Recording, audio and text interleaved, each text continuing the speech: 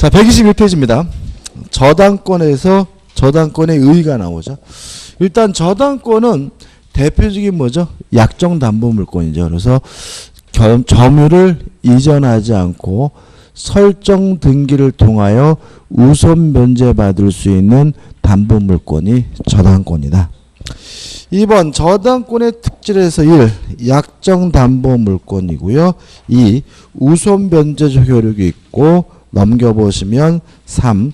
점유를 수반하지 않는 권리. 따라서 4번 반드시 뭘 해야 되죠? 등기를 해야 된다. 그래서 저당권은 등기를 할 수 있는 물건에 대해서 설정할 수가 있다라는 거 좀 기억해 두시기 바라고.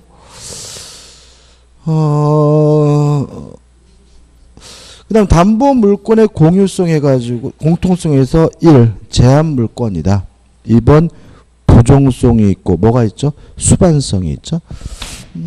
아주 기본적인 내용이죠. 이런 문제죠.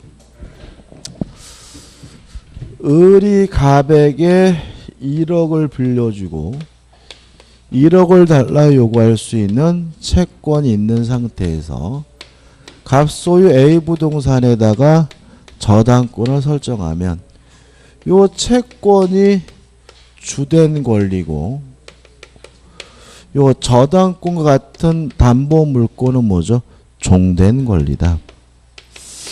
따라서 뭐가 있냐면 부종성, 수반성이 있다. 채권이 있어야지만 담보 물권이 있을 수 있기 때문에 주된 권리인 채권이 소멸하면 저당권도 자동으로 소멸한다. 부종성. 채권이 이전하면 저당권도 뭐죠? 쫓아간다. 이게 뭐죠? 수반성이고 따라서 저당권만 따로 분리해서 뭐 할 수 없죠? 양도할 수는 없고요.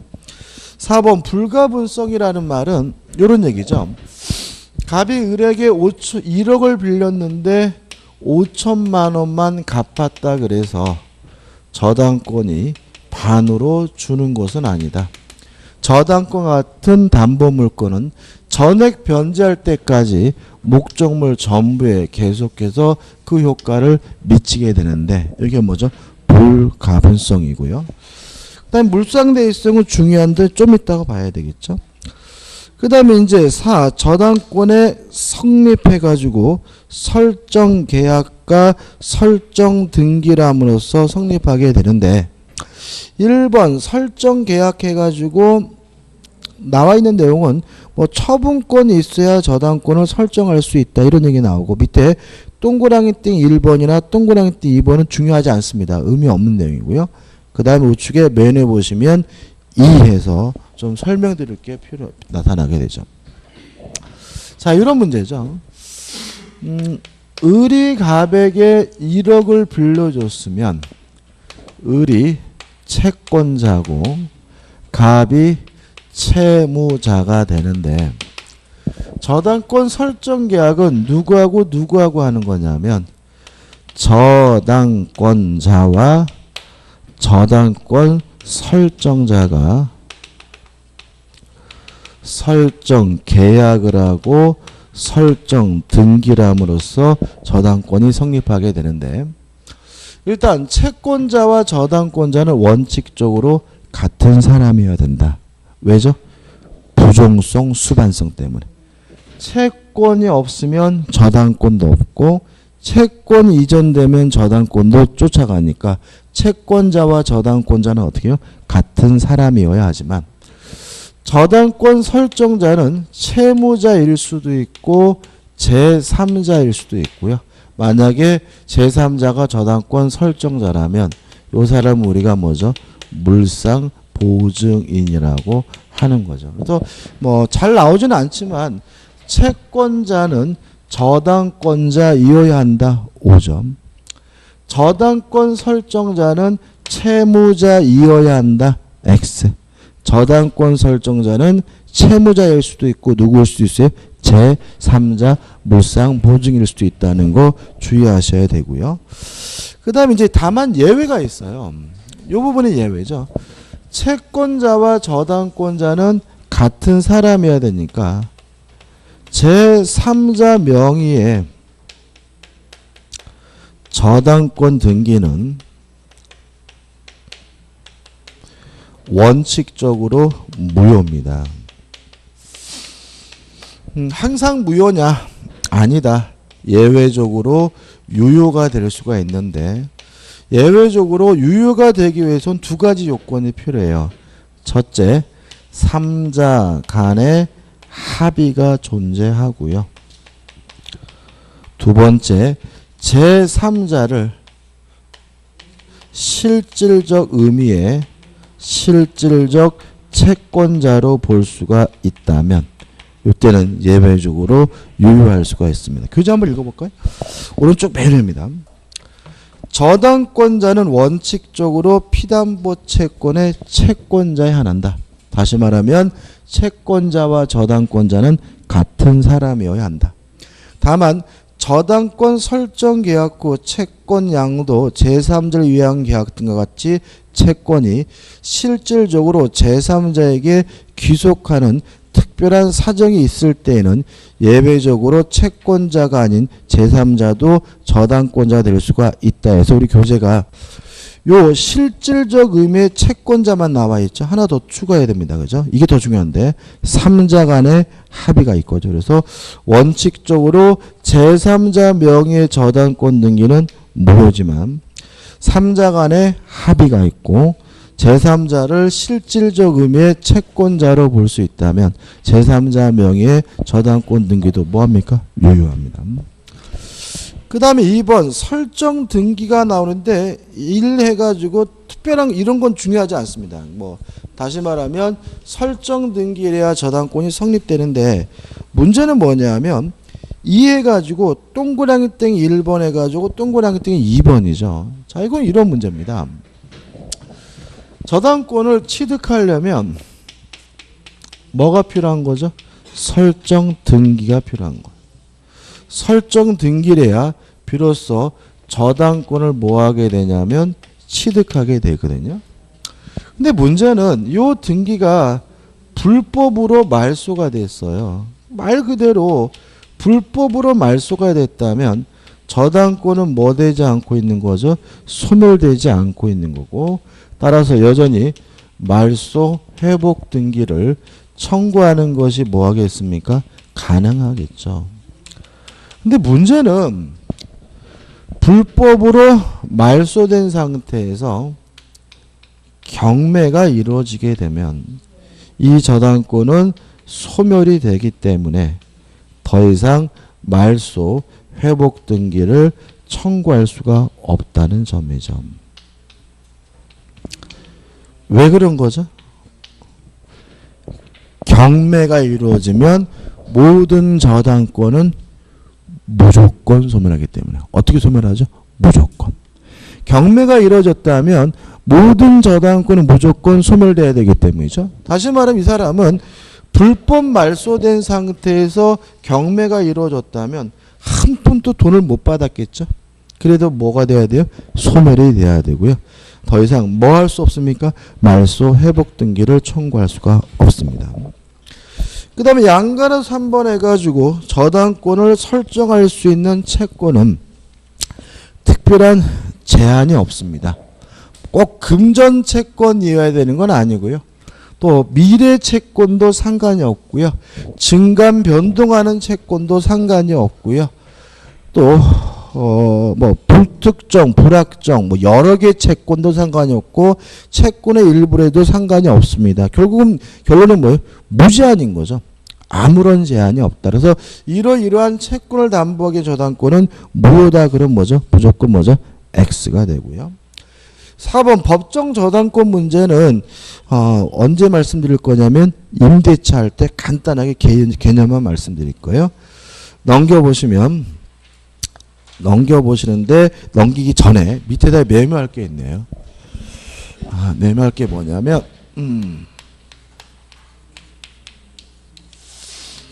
부동산 수급인의 저당권 설정 청구권입니다.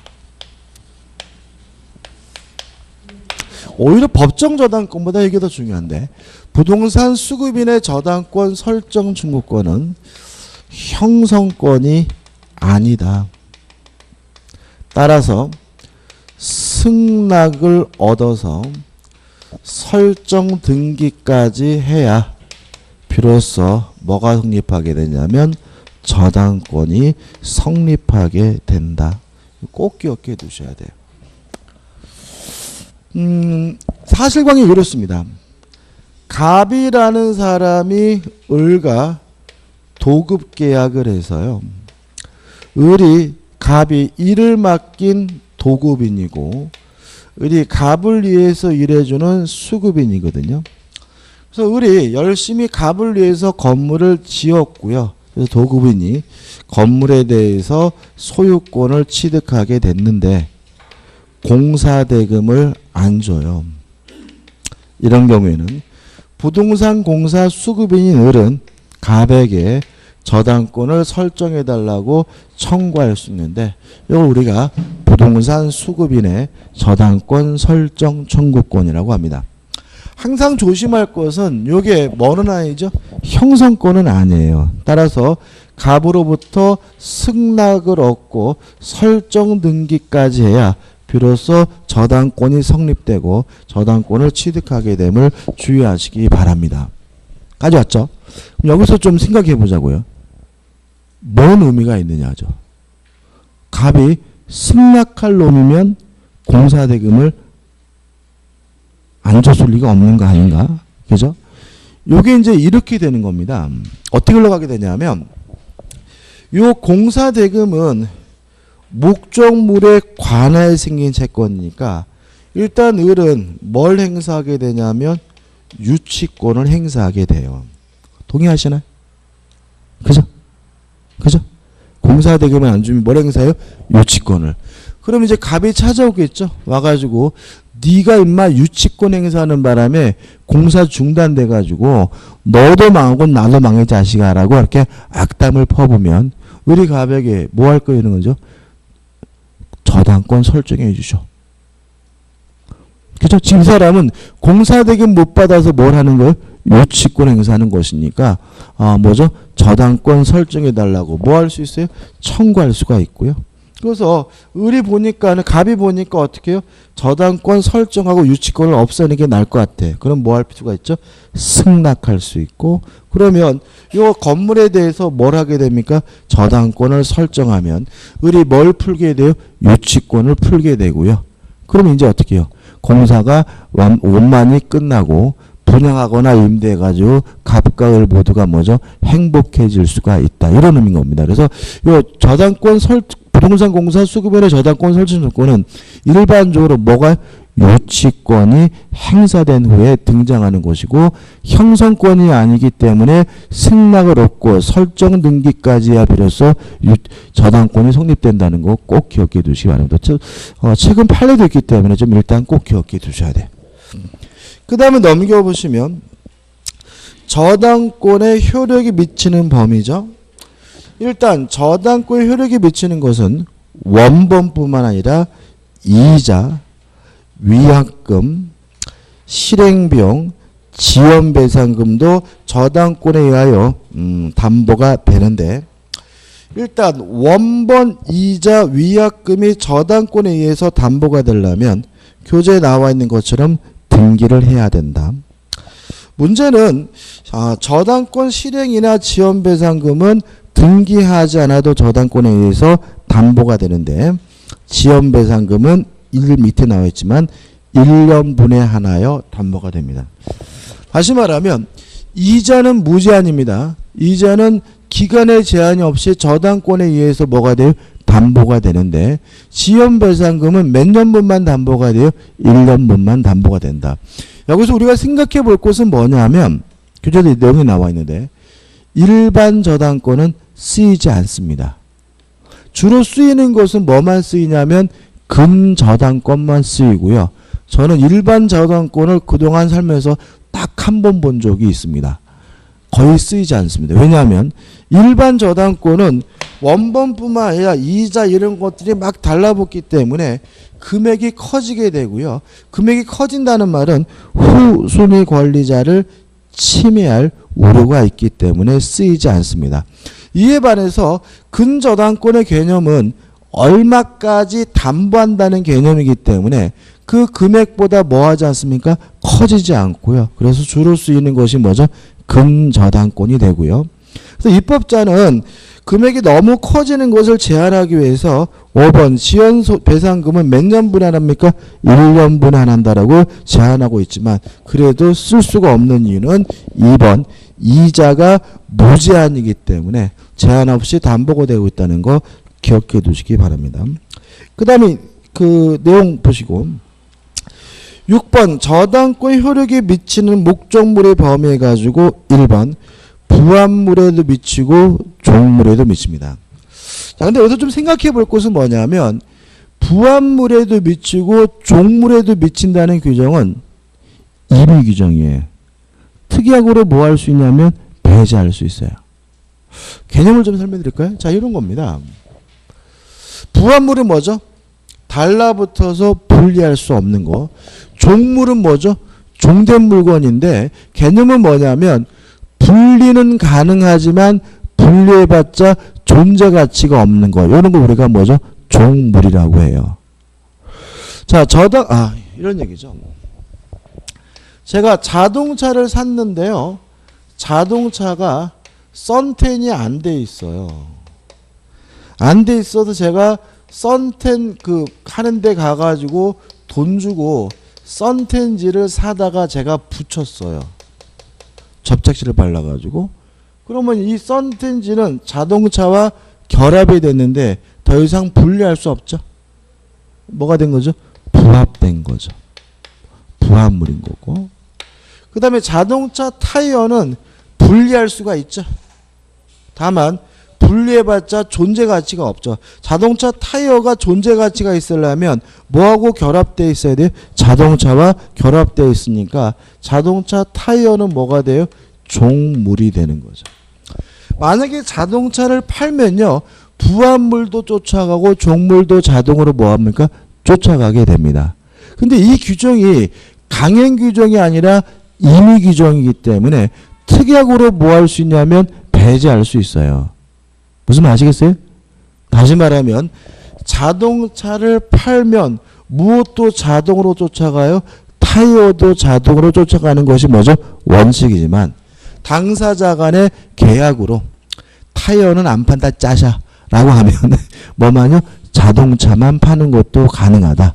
왜냐하면 주된 물건이 처분됐을 때 종물, 부합물의 자동으로 효과가 미친다는 규정은 임의 규정이기 때문에 특약으로 뭐 할 수 있어요? 배제할 수가 있고요. 따라서 이 자동차에 만약에 저당권이 설정됐다면 이 저당권의 영역은 당연히 부합물에도 미치고 뭐에도 미쳐요? 종물에도 미치는 거죠. 따라서 저당권자가 경매하게 되면 경락인은 자동차뿐만 아니라 타이어도 선텐된 유리창도 함께 뭘 갖게 돼요? 소유권을 갖게 되는데 특약으로 뭐 할 수 있어요? 배제할 수 있다. 주의하시기 바라고. 그 다음에 타이어를 언제 갈았는지는 중요하지 않죠. 저당권 설정 전에 갈았던 후에 갈았던 저당권에게 당연히 미친다. 이렇게 표현들이 어둡죠? 뭐가 잘못했지? 피곤해서요 갑자기요? 자동차로 설명드려서 그래? 그럼 기분 나쁘시면 다시. 이거 설명드려서 이거 설명드린 건데. 자, 1층 건물이 있어요. 1층 건물이 2층으로 뭐가 됐냐면 중축이 됐습니다. 그럼 이것이 만약에 원칙에 따라서 뭐가 됐어요? 부합이 되면 저당권 혜택이 어디에도 미쳐요? 2층에도 미친다. 왜요? 저당권 혜택은 부합물에도 미치고 뭐에도 종물에도 미치니까요. 따라서 경락을 받은 사람은 1층의 소유권만 취득하는 것이 아니라 무엇까지 함께 취득하게 돼요? 2층까지 소유권을 갖게 됩니다. 근데 만약에 이 증축된 부분이 구조상, 이용상 독립성이 있다는 이유로 부합되지 않았다면 저당권 효력이 어디를 미치지 않아요? 2층에는 미치지 않기 때문에 경락을 받은 사람은 1층에 대해서만 소유권을 취득하고 2층에 대해서는 뭘요? 소유권을 취득하지 못합니다. 우리 판례에 따른다면 오로지 뭐만 가지고 따지냐면 부합됐는지 안 됐는지 가지고만 따져요. 다른 것들은 뭐 하지 않아요? 고려하지 않아요. 따라서 저당권 설정 전에 증축됐는지 후에 증축됐는지 그런 건 고려하지 않고요. 또 경매 과정에서 담보 목적물의 그 가치가 평가됐는지 안 됐는지도 뭐 하지 않아요? 고려하지 않고요. 또 이 증축된 부분이 무효가인지 합법인지 위법인지 등기됐는지 안 됐는지 그런 것도 뭐 하지 않습니까? 고려하지 않습니다. 오로지 뭐만 가지고요? 부합됐으면 저당권에게 미치고 부합이 안 됐으면 뭐죠? 저당권에게 미치지 않는다는 게 판례의 입장입니다. 일단 좌측 하단에 보시면 1번 원칙에서 동그라미 띠 1번에서 부합물 종물에도 미치고 설정 전에 증축했는데 후에 증축했는지 뭐 하잖아요? 고려하지 않고요. 그 다음에 2번 해가지고 건물에 대한 저당권력은 그 대지에 대한 지상권 임차권에도 미친다는 말은 이런 얘기겠죠. 땅이 갑의 것이고 건물의 을의 것이면 을이 뭐가 있겠습니까? 토지 사용권인 지상권이나 임차권이 있을 수가 있는데 이 상태에서 건물에만 저당권이 설정되거나 전세권이 설정되면 이 저당권 전세권이 어디에도 미쳐요? 지상권에도 임차권에도 당연히 효력이 어떻게 해요? 미친다.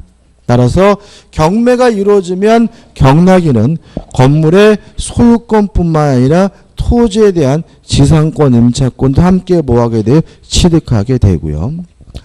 그 다음에 우측에 맨 위에 구분 건물은 나중 볼 문제고 다만 예외해가지고 1번은 뭐 부합되지 않는다는 말이니까 의미가 없고 동그랗게 2번입니다. 제358조 단서 규정에 따라 부속 건물을 저당 목적물에서 제외하기로 약정하고 이를 등기한 때는 부속 건물에는 저당권력이 미치지 않습니다. 다시 말하면 주된 물건이 처분되면 부합물에도 종물도 쫓아간다는 규정은 임의 규정이기 때문에 특약으로 뭐 할 수 있어요? 배제할 수가 있다는 얘기를 제가 계속해서 강조하고 있습니다. 그죠? 끝입니다. 2번 목적물의 과실. 저당권자는 원칙적으로 과실수취권이 없습니다. 만약에 저당권자가 과실수취하려면 목적물을 뭘 해야 되냐면 압류를 해야 됩니다. 그 다음에 3번 토지 저당권에 설정된 지상 건물 해가지고 내용이 나와 있는데 일단 여기서 좀 생각을 해보자. 땅이 갑의 것이고요. 건물도 갑의 것인 상태에서 토지에 저당권이 설정이 됐어요.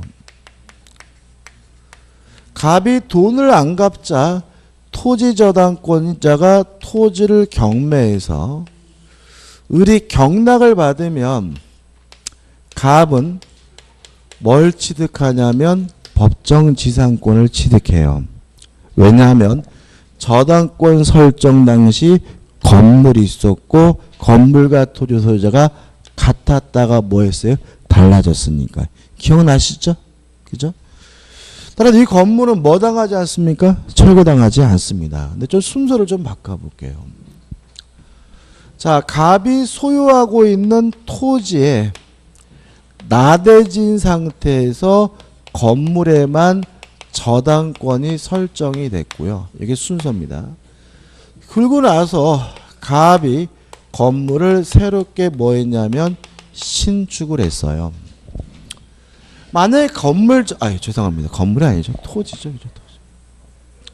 토지. 표정들이 막 어두워지시니까 제가 막 긴장이 돼요. 마음을 막 이렇게 편하게 가지세요. 그죠? 어려운 거 없습니다. 그죠? 토지 저당권자가 갑이 돈을 안 갚자 토지만을 뭐 했냐면 경매를 했어요. 그래서 을이 경락을 받았을 때 갑은 법정지상권을 취득하나요 못하나요? 취득해요 못해요? 취득 못한다. 그죠? 왜요? 저당권 설정 당시 뭐가 없었어요? 건물이 없었으니까. 순서가잖아요. 그죠? 저당권이 먼저 설정되고 나서 건물이 뭐가 됐어요? 신축됐다는 말은 저당권 설정 당시 뭐가 없었어요? 건물이 없었기 때문에 뭐가 발생하지 않습니까? 법정지상권이 발생하지 않고요. 건물은 뭐 당하게 됩니까? 철거당하게 됩니다. 꼭 이래야 되느냐 문제인 거죠. 이때 우리 민법은 토지와 건물을 한꺼번에 싹 경매에 넣을 수 있다라고 규정을 두고 있는데요. 요걸 뭐라 그러냐면 일괄 경매 청구권, 일괄 경매권이라고 하고요. 이렇게 토지와 건물을 한꺼번에 경매에 넣게 되면 토지 대금도 나오고 건물 대금도 나오는데 토지 대금에 대해서만 우선 변제 받을 수가 있고요. 건물 대금에 대해서는 우선 변제 받을 수가 없습니다. 왜냐하면 이 사람은 무슨 저당권자이기 때문에 토지 저당권자이기 때문에 개념 중요하고요. 여기서 주의할 점은 두 가지인데 첫째, 토지 저당권자가 토지만 경매할 것인지 아니면 일괄 경매할 것인지 자유롭게 선택하는 것이 가능합니다. 따라서 채무자 입장에서 토지 저당권자에게 일괄 경매해달라고 뭐 할 수 없냐면 청구할 수가 없습니다. 두 번째 주의하실 점은 일괄 경매가 인정이 되려면 반드시 저당권 설정자가 건물을 소유하고 있어야 합니다. 만약에 저당권 설정자가 아닌 다른 사람이 건물을 소유하고 있다면 그때는 일괄 경매는 뭐 되지 않냐면 인정되지 않습니다. 반드시 누가 소유하고 있어야 돼요? 저당권 설정자가. 예를 들어서 만약에 이 건물을 병이라는 사람이 신축하고 병이라는 사람이 소유하고 있다면 일괄 경매할 수가 없습니다. 누가 소유하고 있어야 돼요? 저당권 설정자인 누가요? 갑이 소유하고 있어야 됩니다. 다만 병이 신축한 건물이라도 갑이 나중에 소유권을 취득했다면 이때는 일괄 경매하는 것이 가능합니다. 누가 신축했는지가 중요한 것이 아니라 누가 소유하고 있으면 돼요? 저당권 설정자가 건물을 소유하고 있다면 일괄 경매가 가능하다는 것이 우리 판례의 입장입니다. 이 부분 시험에 잘 냅니다. 자, 정리해 볼게요. 나대지 위에 저당권이 설정되고 나서 건물이 신축된 경우에는 토지만 경매가 이루어졌을 때 건물의 소유자는 법정지상권을 취득하지 못하므로 건물을 철거해야 되는 것이 원칙인데 저당권자는 토지와 건물을 한꺼번에 경매에 넣을 수가 있고요. 이걸 우리가 뭐죠? 일괄 경매권이라고 하고 토지 저당권자니까 토지 대금에서만 뭐 받을 수 있어요? 우선 변제 받을 수 있고 건물 대금에서 뭐 받을 수 없습니까? 우선 변제 받을 수가 없다. 여기까지 민법 조문이고 주의하실 점은 첫째, 토지만 경매할지 일괄 경매할지 자유롭게 뭐 할 수 있어요? 선택할 수가 있다. 두 번째, 반드시 누가 소유하고 있어야 돼요? 저당권 설정자가 반드시 뭐죠? 소유하고 있어야 된다. 만약에 저당권 설정자가 아닌 제3자가 소유하고 있을 때에는 무엇은 허용되지 않죠? 일괄 경매는 허용되지 않는다는 거 꼭 기억해 두시기 바랍니다. 그래서 교재 3 해가지고 토지의 저당권이 설정된 경우에 지상 건물 해가지고 1, 2, 3, 4 해가지고 말씀드린 내용이 제가 나와 있으니까 한번 기억해 두시기 바라고요. 넘어오시면 또 이제 중요한 게 나오죠. 뭐가 나오냐면 4번 해가지고 몰상대의가 나오고 있습니다.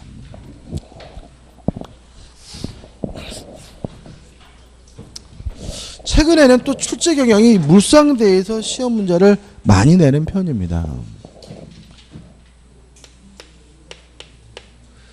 을이갑에게요 1억을 빌려주고 1억 채권을 담보하기 위해서 갑소유 A 부동산에다가 저당권을 설정했어요.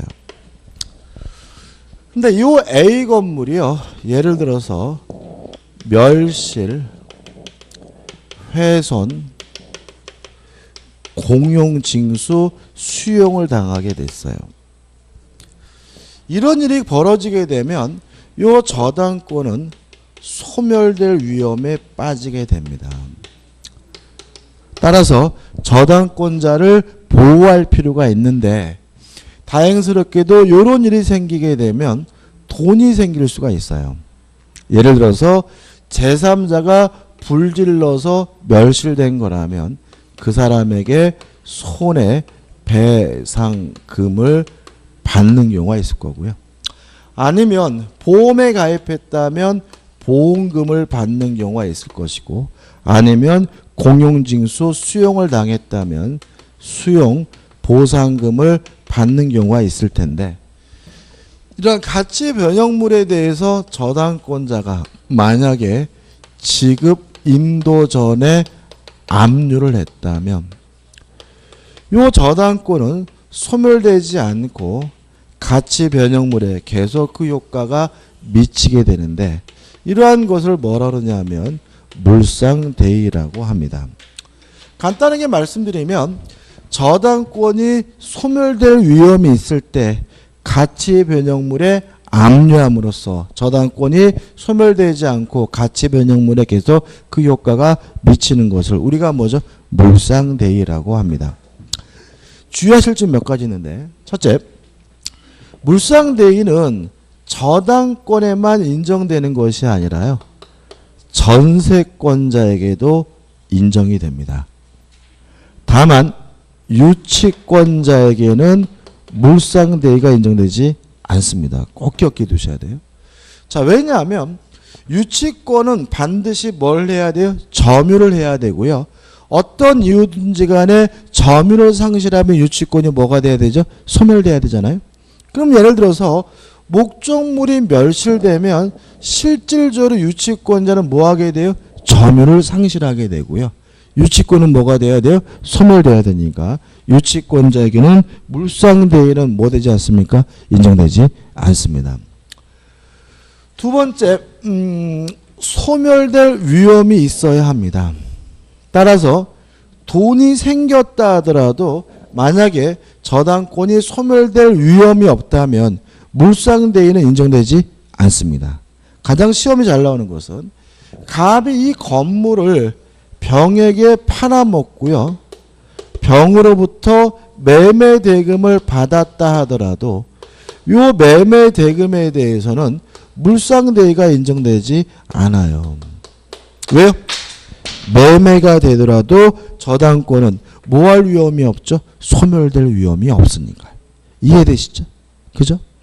그 다음에 만약에 소멸될 위험이 있다면 요 사유 외에도 다른 사유라 하더라도 뭐가 인정될 수 있냐면 물상대의권이 인정될 수가 있어요. 뭐가 나오냐면 시험에 이런 거죠. 아, 이거 중요한 거 빠뜨렸구나. 저당권의 객체, 저당권은 뭐에 설정할 수 있죠? 교재 없었네요. 저당권의 객체는 부동산에 설정할 수 있고요, 원칙적으로 동산에는 설정할 수가 없습니다. 또 부동산과 같은 물건에 대해서만 설정할 수 있는 것은 아니고 지상권, 전세권, 광업권, 어업권과 같은 권리에도 저당권 설정이 가능합니다. 다시 말하면 지상권, 전세권, 광업권, 어업권과 같은 뭐에도 권리에도 저당권 설정이 가능하다는 거 기억해 두시고, 자, 이런 얘기죠. 전세권에는 뭐가 설정될 수 있냐면 저당권이 설정될 수 있어요. 근데 문제는 요 저당권이 전세권에 설정이 되는데 전세권이 존속기간이 만료됐다는 사유로 소멸하게 되면 무엇도 소멸하게 되죠? 저당권도 소멸하겠죠. 따라서 요 존속기간이 만료됐다는 이유로 소멸하게 되면 저당권은 뭐 할 위험에 처합니까? 소멸될 위험에 처하기 때문에 또 뭐가 인정이 돼요? 몰상대위권이 인정이 됩니다. 동의하시나요? 자, 전세권이 소멸하게 되면 뭐가 생기죠? 전세금이 생기죠. 따라서 저당권자는 요 전세금이 뭐하기 전까지 지급되기 전까지 압류를 하면 요 저당권은 소멸되지 않고 전세금에 계속 그 효과가 미치는데 이것도 일종의 뭐가 되는 거죠? 몰상대위가 되는 거죠. 다시 한번요. 전세권과 같은 권리에도 저당권 설정이 가능한데 만약에 전세권이 소멸하게 되면 저당권도 뭐 할 위험에 처해요? 소멸될 위험에 처하므로 저당권자는 어떻게 해야 됩니까? 전세금이 지급되기 전까지 뭘 해야 돼요? 압류를 해야 된다. 압류라면 저당권은 소멸되지 않고 계속 그 전세금에 그 효과가 미치는데 이것도 일종의 뭐죠? 몰상대위다. 그죠? 근데 마지막으로 인도전에 압류를 해야 되는데 지급 인도전에 압류해야 되는데 꼭 저당권자가 해야 되느냐? 요 문제에 대해서 우리 판례는 저당권자가 하든 또는 제3자가 하든 일반 채권자가 하든 상관이 없다. 다시 말하면 누가 하든지 간에 인도 지급되기 전까지 뭐 하면 돼요? 압류만 하면 됨을 주의하시기 바랍니다. 그래서 4번 해가지고 나와 있는데 박스에 나와 있는 것은 뭐 의미가 아무튼 보세요. 그래서 한번 보시기 바라고 그 다음에 하단에 보시면 2 해가지고 전세권에 대하여 저당권이 설정된 거에서 요 내용이 나와 있죠. 이것도 중요하니까 꼭 그제 읽어보셔야 됩니다. 7번 저당권자의 변제받는 방법은 안 할 겁니다. 왜 안 할 건 거죠? 아까 우리가 전세권 하면서 경매 얘기해 드렸죠? 그게 전부예요. 그것만 이해하시면 되고 특히 오른쪽 하단에 경매대금의 배당에서 1순위 실행비용 2순위 해가지고 3순위 4순위 이거 절대로 뭐 하시면 안 된다고요? 외우시면 안 된다. 아무 의미 없는 내용이고 우리는 가장 중요한 것은 뭐예요? 소멸되는 권리만이 뭘 받을 수 있어요? 배당을 받을 수 있고 배당받을 때 우선 변제권이 존재해야 뭐가 주어집니까? 배당 순위가 주어진다는 거예요. 그게 중요한 거죠. 그 다음 128페이지 오시면 이제 9번 해가지고 뭐가 나오냐면 제3취득자의 보호가 나오는데 어휴 뭐 이렇게 많이 되죠. 요 제3취득자도 시험에 잘 나와요. 일단 제3취득자가 뭐냐 개념부터 생각을 해보면 저당권이 설정된 후 일정한 권리를 취득한 사람을 제3취득자라고 합니다. 그럼 여기서 말하는 권리는 다양하겠죠. 뭐 소유권일 수도 있고요. 지상권일 수도 있고 전세권일 수도 있고 뭐 임차권일 수도 있겠죠. 아무튼 저당권이 설정된 후에 권리를 취득한 사람을 제3취득자라고 하고 특징은 이러한 권리는 저당권이 실행되면 뭐하게 돼요? 박탈나간다. 그죠? 저당권이 설정된 후에 권리를 취득했다는 말은 저당권보다 이 사람들이 뭐란 얘기죠? 후순위란 얘기고요. 경매가 이루어지게 되면 무조건 뭐가 돼야 돼요? 소멸돼야 된단 말이죠. 그죠? 그래서 이 제3취득자를 보호할 필요가 있어요. 그래서 어떻게 보호하고 있냐면 첫째, 변제하는 것이 가능합니다. 다시 말하면 제3취득자는 이해관계가 있는 사람이기 때문에 채무자가 반대하더라도 변제하고요. 변제한다면 저당권을 말소해달라고 청구할 수가 있는데 주의할 점은 두 가지입니다. 첫째, 변제기가 도래해야 된다. 다시 말하면 아직 돈 갚을 때가 안 됐다면 제3취득자라 하더라도 함부로 변제할 수가 없고요. 두 번째, 담보되는 범위 내에서만 변제하면 된다. 이게 무슨 말이죠? 일반 저당권이면 지연배상금은 1년분만 갚으면 돼요. 누군요? 제3취득자는. 근저당권이면 채권 최고액만 갚으면 됩니다. 누군요? 제3취득자는. 다시 말하면 제3취득자는 채무 전액을 다 갚아야 저당권의 말소를 청구할 수 있는 것이 아니라 어느 범위 내에서만요? 담보되는 범위 내에서만 갚고 말소해달라고 뭐 할 수 있습니까? 요구할 수 있다는 거 기억해 두시면 되고요. 두 번째, 경매인이 될 수 있다라는 말은 제3취득자가 경락을 받는 것이 뭐죠? 가능하다는 얘기고요. 세 번째, 필요비나 유익비를 지출한 경우에는 필요비, 유익비에 대해서 뭘 받을 수 있냐면 우선 상한을 받는 것이 뭐죠? 가능하다까지 기억하시면 됩니다.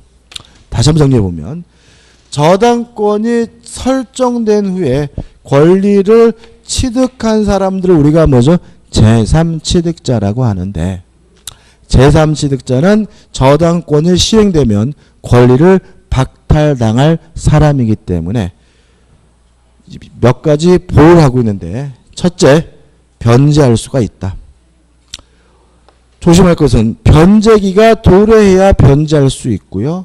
또 담보되는 범위 내에서만 돈을 갚으면 되고요.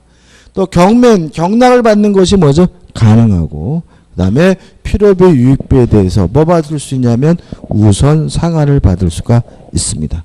꼭 기억해 두시기 바라고 그 다음에 우측에 보시면 10번 해가지고 저당권 침해에 대한 구제가 나오는데 좀 쉬었다가 보도록 하죠. 그죠?